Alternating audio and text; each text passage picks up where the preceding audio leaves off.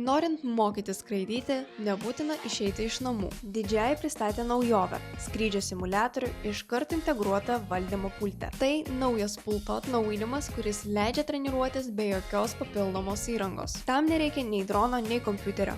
Pakanka įjungti pultą ir galima treniruotis virtualioje erdvėje. Šiuo metu veikia vienas treniruočių lygis. Taip pat jau prieinamas atvirojo pasaulio režimas, kuriame galima skraidyti laisvai, be apribojimų. Treniruočių aplinka be nustatyto maršruto, leidžianti tyrinėti erdvę savo tempu. Valdyti kol kas galima tik vieną modelį – DJI Mavic 4 Pro. Ir tai tik pradžia. Ekrano meniu palikta vietos naujiems dronams, kitoms lokacijoms ir galimoms skrydžių užduotims. Be skrydžio valdymo ši aplinka leidžia lavinti ir fotografavimo įgūdžius. Viskas atrodo kaip tikrame skrydyje, bet vyksta saugiai. Tai puikus būdas pradedantiesiems, padeda įgyti pasitikėjimo, o pažengusiems išlaikyti įgūdžių aštrumą. Ir svarbiausia, dabar skraidyti su dronu galima bet kuriuo metu, bet kokiamis oro sąlygomis, nes viskas virtualu.